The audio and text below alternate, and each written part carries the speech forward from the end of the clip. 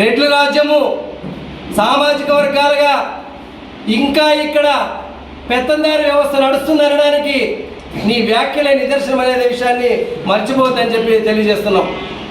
ఏం మాట్లాడతాను? లోకేష్ బాబు గారిని ఒరే తరే ఖబర్దార్, ఏ విషయంలో కోడికత్తి సీని నాటకం ఆడుతున్నావా? ఈ రాష్ట్రంలో కోడికత్తి సీను కూడా అనామకుడు.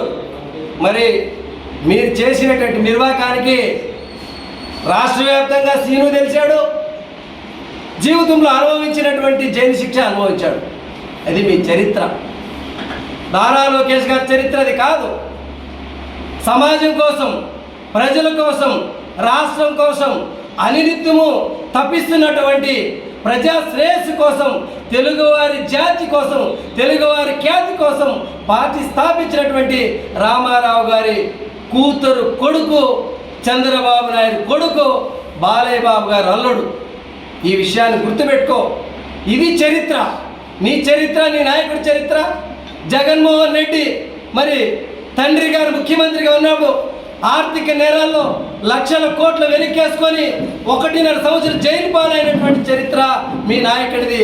నీ చరిత్ర, నువ్వు ఎమ్మెల్యే అయిన తర్వాత ఆ నియోజకవర్గంలో పరిటాల రవి గారి యొక్క ఆలోచనకు అర్థం పట్టే విధంగా వారు జీవితాలనే త్యాగం చేసినటువంటి కుటుంబాలు రాజకీయాల్లో.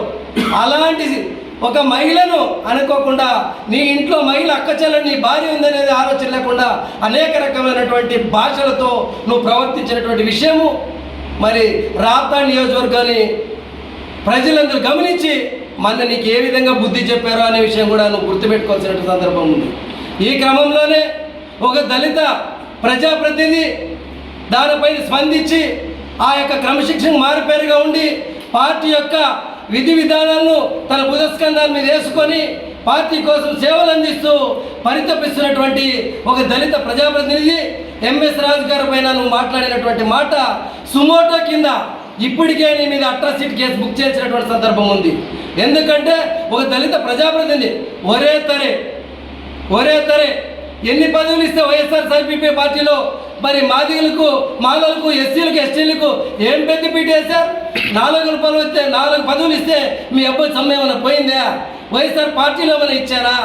మరి నీవు నీ నియోజకవర్గంలో ఎంతమంది దళితులను ఈరోజు నువ్వు ఆర్థికంగా మరి వారు ఊళ్ళు విడిచిపెట్టిపోయినటువంటి సందర్భంలో ఒక్కతూరి నువ్వు గ్రామాలకు వెళ్తే తెలుస్తుంది. అలాంటి నువ్వు ఎంఎస్ రాజు గారిని మాట్లాడుతూ, లోకేష్ బాబు గారిని మాట్లాడుతూ ఈ యొక్క ఆంధ్రప్రదేశ్ సుభిక్షంగా మరి సంక్షేమము అభివృద్ధి జరుగుతున్నట్టు క్రమంలో ఏదో రకంగా స్విచ్ పెట్టి ప్రజలను తప్పుదోవ పట్టి విచ్చేదంగా నువ్వు ప్రవర్తిస్తున్నావు. నువ్వు మాట్లాడినటువంటి మాటలు ఏమండి? మాదిగలంటే అంత చులకమా? ఎస్సీలంటే అంత చులకనా? దళిత ప్రజాప్రతినిధులు అంటే అంత చులకనా?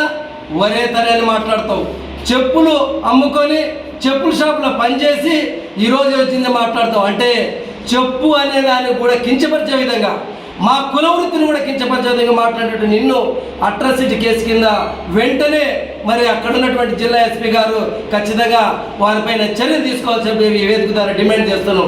అదే కాకుండా మరి ఎంఎస్ రాజు గారు ఇచ్చినటువంటి సవాళ్ళు, నువ్వు రాయలసీమలో పుట్టినటువంటి రెడ్డి పౌరుషం ఉన్నటువంటి నాయకుడు అయితే, నువ్వు జాతికి, నీతికి, నిజాయితీకి పేరు మోసినవాడు అయితే, నీవు ఎమ్మెల్యేగా ఉన్నవాడు నీ కుటుంబ సభ్యులందరూ ఎమ్మెల్యేలుగా ప్రవర్తించి అనంతపురం శివారులో నుంచి మొదలుకుంటే ఆంధ్రప్రదేశ్ నుంచి కర్ణాటక బార్డర్ వరకు దందాలు, భూ సెటిల్మెంట్లు చేసి కోట్లు గడించిన నువ్వు ఇసుకలోలతో మొదలుకొని, కంకర్లతో మొదలుకొని, మరి లిక్కర్తో మొదలుకొని ట్యాంకర్ బిజినెస్ చేసినటువంటి నువ్వు ఈరోజు దళిత ప్రజాప్రతినిధులు మాట్లాడేటువంటి నైతిక హక్కు నీకు లేదు.